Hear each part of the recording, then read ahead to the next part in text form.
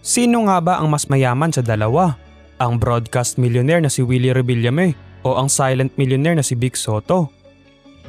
Kilala natin si Kuya Will na nakabroadcast ang kanyang mga ari-arian, mga properties, chopper, yate, mga iba't ibang uri ng mga mamahaling sasakyan at ang kanyang ipinatayong Will Tower.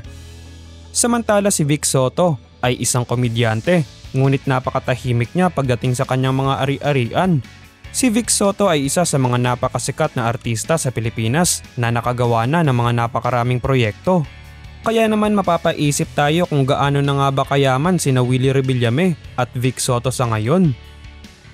Sa bidyong ito ating alamin ang kwento ng kanilang buhay at kung sino nga ba sa kanilang dalawa ang mas mayaman. Willie Revillame.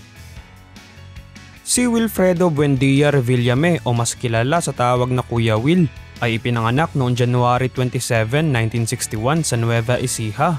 Nagsimula si Kuya Will sa pagiging professional drummer at kanyang naging mentor si Randy Santiago na isang singer. Ginawa namang sidekick ni Randy Santiago si Kuya Will sa dating noontime variety show ng GMA na Lunch Date. At pagkatapos lamang ng 3 buwan ay pinapirma siya sa Regal Films para mag-star sa isang movie na pinangungunahan ni Joey Marquez na Bobo Cop. Simula noon ay naging sidekick na si Kuya Will ng ibang mga sikat na artista tulad ni Philip Salvador, Rudy Fernandez, Edo Manzano, Cesar Montano, Aga Mulak, Vic Soto at Joey De Leon. Pagkatapos nun ay nagsimula na rin siya sa pagiging co-host ng mga noontime show na naging dahilan sa biglang pag-angat ng kanyang career. Nag-umpisang maging bagong co-host ng Sanglinggo na po sila sa ABS-CBN noong 1998. Pagkatapos ay kanya ring sinamahan ang dating kasamahan sa Lunch Date na si Randy Santiago at John Estrada sa Magandang Tanghali Bayan ng ABS-CBN. Kasunod ng biglang pagsikat ni Kuya Will, nagkaroon naman siya ng maraming kontrobersya at pagsubok na pinagdaanan at dahil dito, siya ay napunta sa iba't ibang mga estasyon hanggang sa mabigyan uli ng malaking break ng ABS-CBN at ito ang Wawawi noong 2005. Sa programa niyang ito ay hustong sumikat si Willie at nagkaroon ng napakalaking fanbase sa loob at labas ng bansa. At kahit na ilipat ang kanyang show sa iba't ibang mga estasyon tulad noong napunta siya sa TV5 at ngayon ay nasa GMA7 na, si Kuya Will ay mas lalong sumikat at naging isa sa mga pinakamayamang personalidad dito sa Pilipinas. Atin namang alamin kung gaano na nga ba kayaman si Kuya Will ngayon. Si Kuya Will ay mayroong napakalaking koleksyon ng mga magagarang sasakyan. Isa na rito ay ang kanyang Ferrari F430 na nagkakahalaga ng 10 to 12 million pesos. Isang kulay dilaw na Ferrari 458 na nagkakahalaga ng 13 to 15 million pesos. Isang Rolls-Royce Ghost na nagkakahalaga naman ng 20 to 25 million pesos. Isang Audi R8 na nagkakahalaga ng 17.5 million pesos.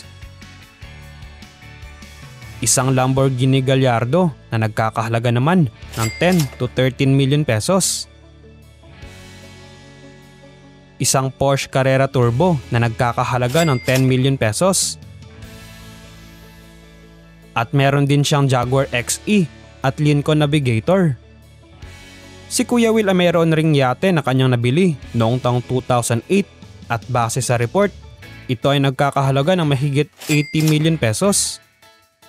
Siya rin ay mayroong dalawang chopper, isang Robinson R44 na nagkakahalaga ng 35 million pesos at isang Robinson R66 na nagkakahalaga naman ng mahigit 60 million pesos. Ayon kay Kuya Will, ginagamit niya raw ang mga ito kapag siya ay nagbibigay ng tulong sa ating mga kababayan. Meron din siyang isang Dornier 328 private jet na ayon sa mga report, ito ay nagkakahalaga ng 200 million pesos. At syempre hindi mawawala ang kanyang napakasikat na Will Tower na mayroong mall sa loob na matatagpuan malapit sa ABS-CBN sa Quezon City. As of 2022, si Willie Revillame ay mayroong total net worth na 14.83 million US dollars o 825 million pesos. Vic Soto. Si Marvic Valentin Castelo Soto o mas kilala sa tawag na Bossing Vic ay ipinanganak noong April 28, 1954. Tinawag siya ng karamihan bilang Bossing Vic dahil sa kanyang gawain na nagpo-produce ng mga shows at mga pelikula. Hindi naman napagdaanan ni Bossing Vic ang mahirap na buhay kagaya ni Willie Revillame dahil nasa Maykaya ang kanyang pamilya.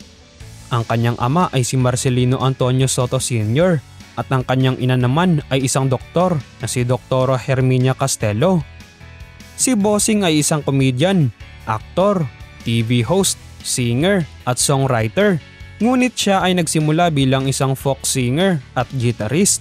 At sa mga panahong ding iyon, siya ang vocalist ng VST and Company.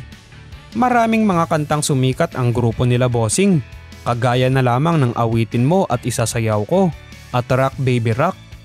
Si Bossing ay unang sumali sa estasyon ng Channel 13 na may show na ang pamagat ay Okay Lang.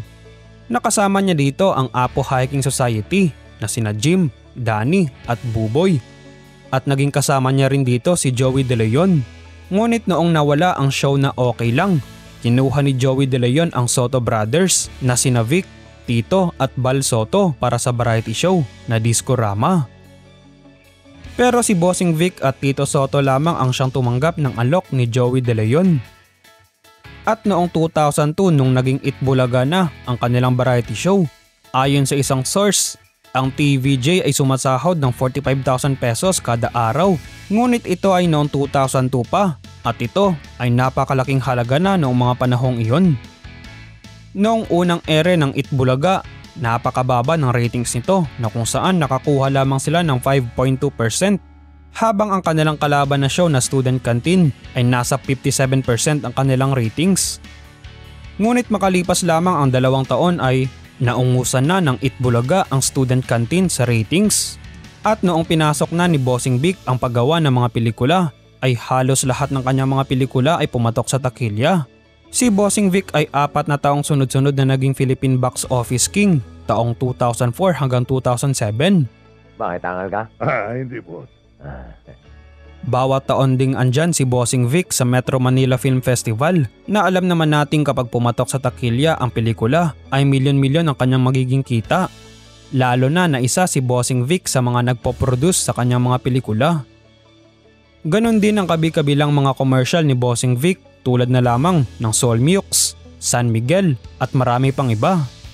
Kaya naman gaano na nga ba kayaman si Bossing Vic Soto ngayon? Mas mayaman pa nga ba siya kay Kuya Will? Alamin muna natin ang mga sasakyan ni Bossing Vic. Siya ay mayroong Ferrari FF na nagkakahalaga ng 13 to 16 million pesos. Isang Audi Q3 na nagkakahalaga ng 3.5 million pesos. At meron ding napabalitaang si Bossing Vic ay mayroong Ford Mustang na nagkakahalaga rin ng 3.5 million pesos. Si Bossing Vic ay mayroon ring mansyon na kanyang pinagawa noong taong 2019 para sa magiging tirahan nila ng kanyang asawa na si Pauline Luna. Wala naman masyadong binabroadcast na property si Bossing Vic kagaya ni Kuya Will. As of 2022, si Vic Soto ay mayroong total net worth na $14 million o 700 million pesos.